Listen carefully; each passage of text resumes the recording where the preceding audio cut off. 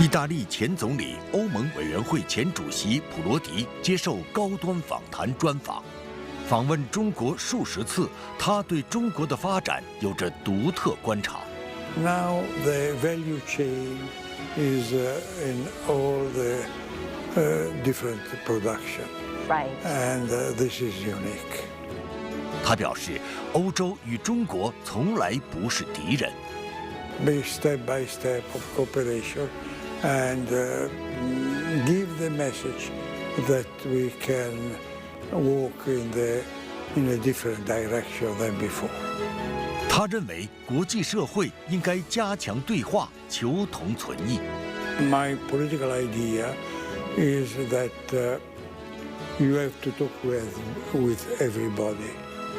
高端访谈，敬请收看。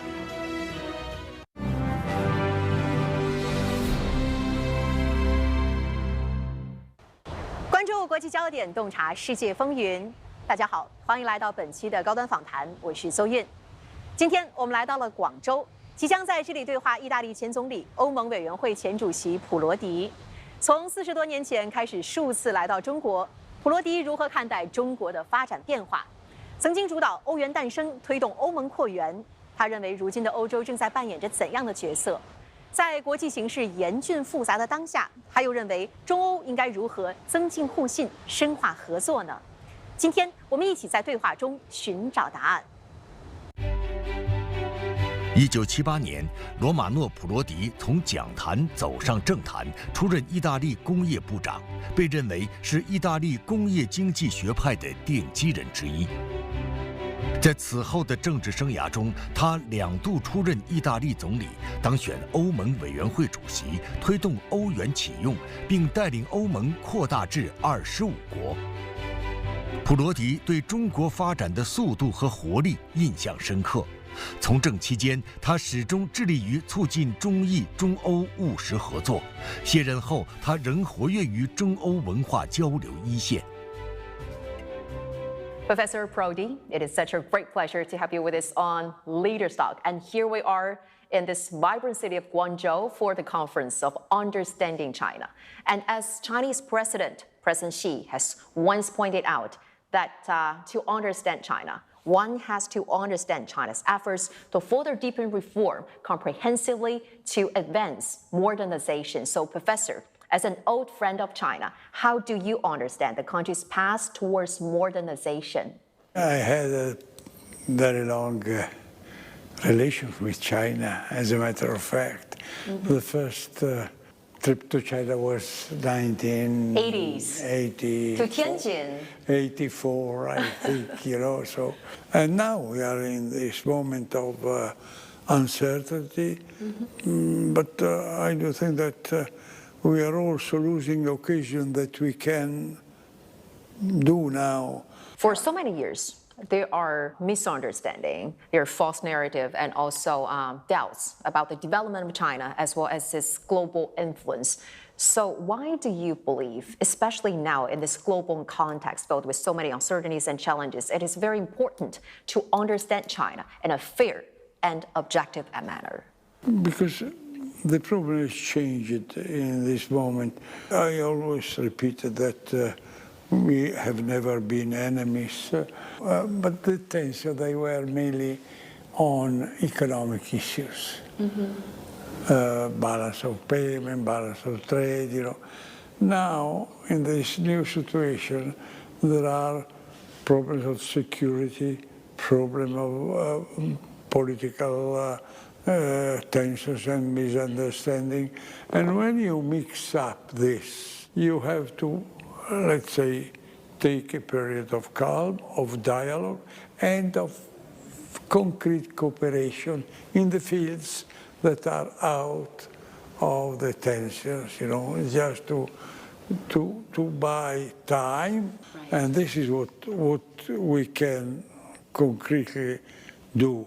We have to go back to the moment in which I don't say that we are ready to write treaties or relation, but in a moment in which we can think to some long-range idea of how can we put together the issues in which we can agree or cooperate. Well, this is our the duty, because it's absolutely not a Chinese interest and not a European interest to go on in this situation. There are increasing debates about decoupling and de-risking from the so-called reliance on Chinese economy in Europe and in the United States. So what is your response to that? The solution is simple. When there are tensions like that, the problem is dialogue in the fields in which you can have some positive results. Second, to try to calm down the water and let's say to make some compromise from both sides. For example, the Belt and Road Initiative, I liked it so much. Yeah, at that time, back in 2017, you believe that this initiative is going to change the lives of half of the population. Yeah. That was about 10 years ago. Yeah, Yeah, very visionary. But in Europe, the idea that this was just a Chinese instrument, this was not the case, because in the beginning was a real proposal. So I think that we have to accompany all our relation with the sense of governance, the sense of common action, let's say of synergy. And this needs a daily cooperation, a daily comprehension, not only some sort of statement and then things go in the other direction. This, in my experience, are the problems that we have created in this year, letting an increasing separation of Europe and China. Also because clearly the progress of China has been a surprise. Tremendous. You know. The change of equality or parity to the fear has been very few years. And this is a sentiment that politically, don't forget, politically is exploited always. Now fear is a political instrument for internal elections and so on and so on. And they have created this situation. This is why I'm insisting on positive experiments and dialogue. What can we do to gap the misunderstanding between China and also the Western world? So there is no other way that to make some sort of niche or sector in which you start a compromise. Let's see, it's not the moment in which we, let's say, embrace ourselves, telling that everything is, but be step by step of cooperation and give the message that we can walk in a different direction than before. This is what we have to do now, but it's important. This is why I insist on many exchanges that have not only an economic, let's say, goal, but also human friendship, cooperation, understanding. There is another point that we have to reform all the financial instrument of the world, you know, IMF, World Bank, and we can go on in this situation with the world is changing and they still divided between the United States and Europe, you know. And so on our side, we need to make progress in this field. 出任意大利总理期间，普罗迪曾选择中国作为欧洲之外的首个出访国，带着数量庞大的政企人士访华。此后，他在任期内多次访华，以实际行动推动中意关系发展。Professor Prodi, as you mentioned, that you first came to China in the 1980s. The first time was to Tianjin, and you have since then returned many times, traveling extensively to different regions of the country. So, Professor Prodi, which aspect of the country's development and transformation most impressed you? Everything. Everything. It's not the same country. Look, if you take the technology and technology progress, yes. I am an economist. Nobody could have never dreamed to such a change. Everybody knew that China was efficient in production, in industry productivity, so on. But to increase the value chain, as China did, in the very high tech, this was not, let's say, in our forecast. When I observe the Chinese society, I think that the technology is spread among people more than in Europe. Let's say the absorption of the new ideas, of the new technology, in this moment in China is very quick. In some of these fields, the primacy has been achieved much time before I could imagine. The peculiar of China that you produce from garment to all the most sophisticated goods, and you put them together. This is something absolutely new. Now the value chain is in all the different production. Right. And this is unique.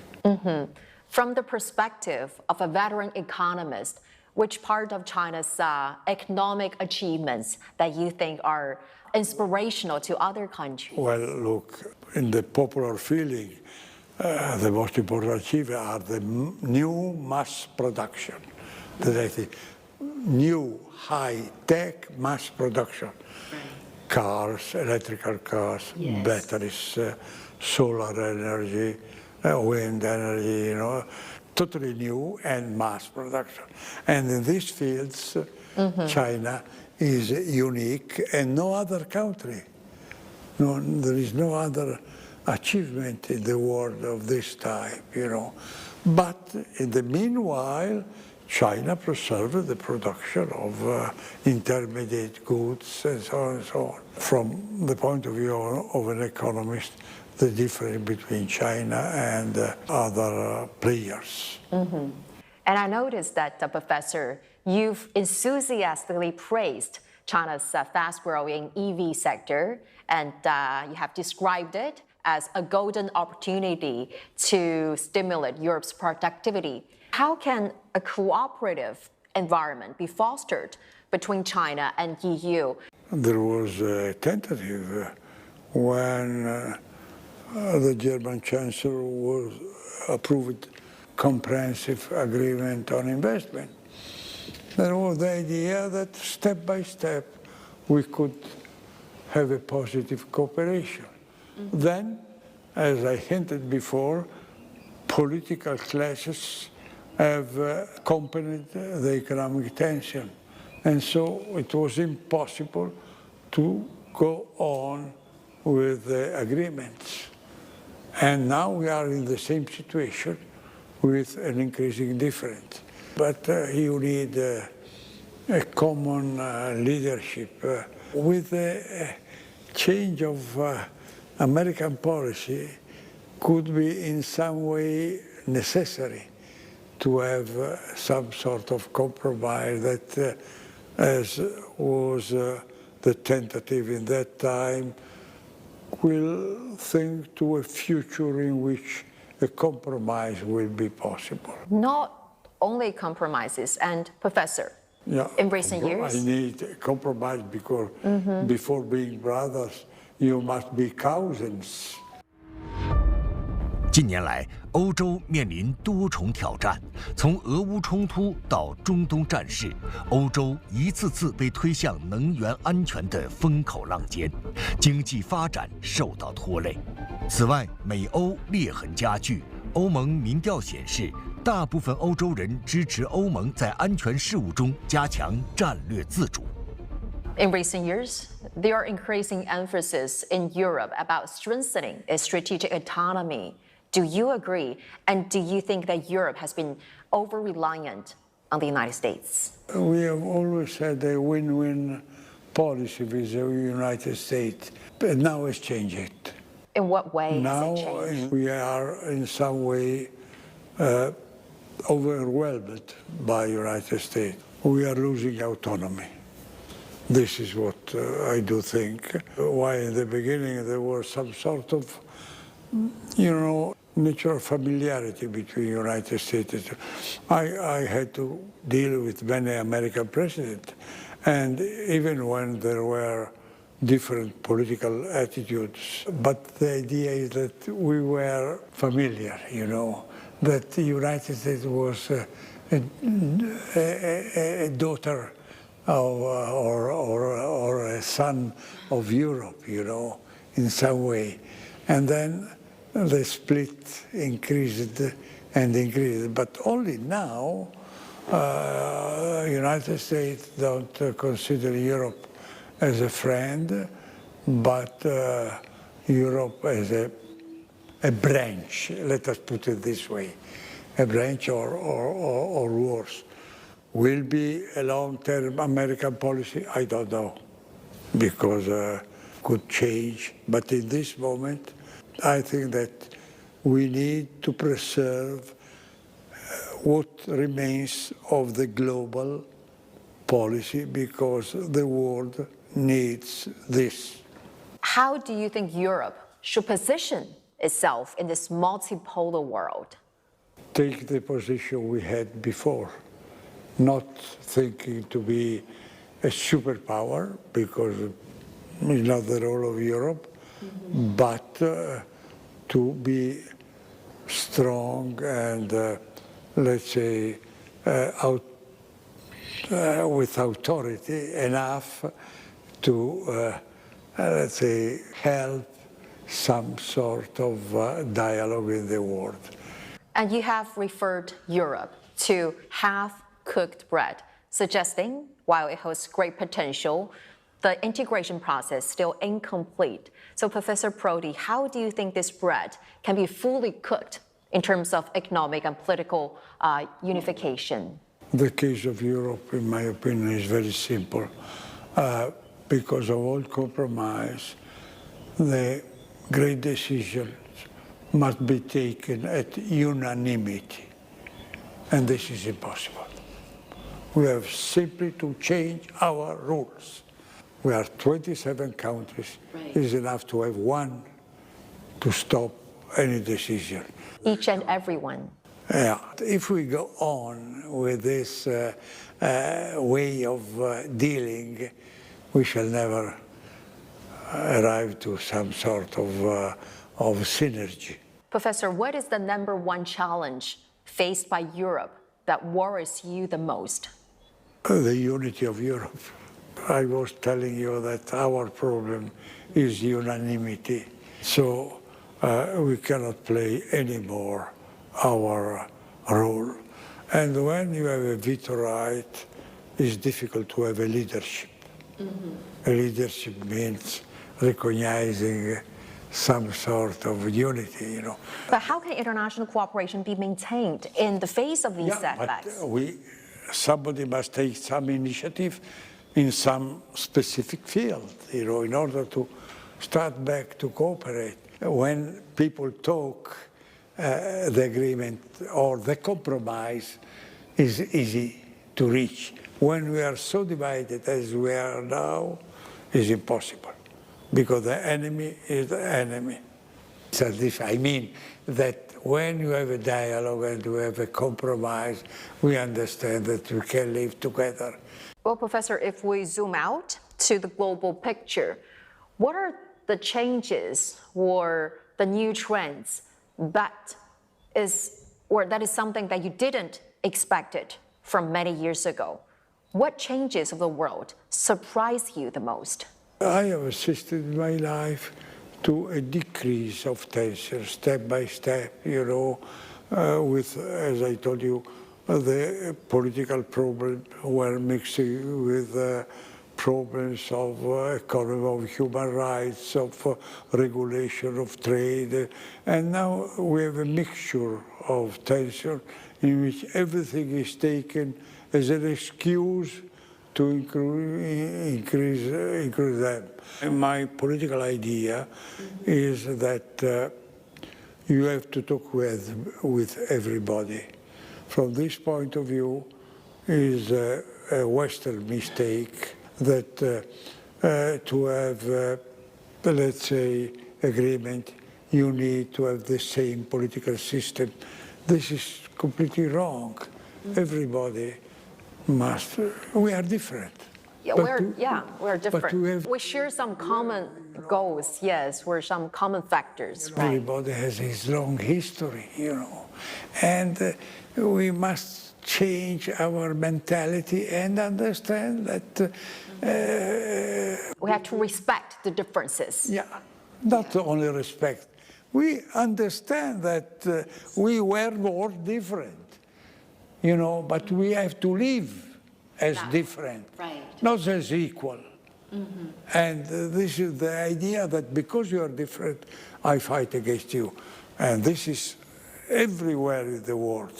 It's an heritage of the Cold War. We are going back to the old Cold War. If you go on in this situation, we cannot have any type of relaxing our tension. Professor, recent interview, you said that you're only 86 years old and you still run about 8 kilometers every other day. And wow. If we use a very popular term among Chinese social netizens, that is right at the age to take on challenges. So I'm really curious to know, so what motivates you to keep such an active lifestyle and high level of energy, even in your 80s? Life. No, I have been lucky. I have never been sick in my life. Can you believe that? So this is a gift. I have no any merit for that. I am grateful for that. Which part of life do you feel most valuable to you, sir? My university period, because I was in a university college with strong friends, a very high level of, let's say,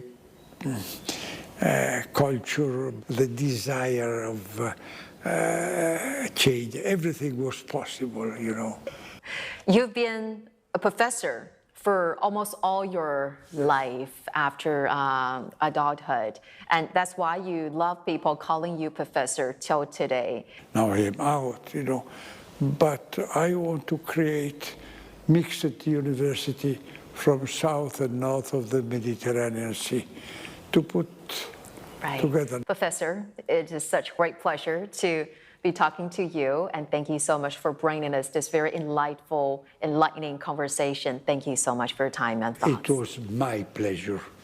Thank you.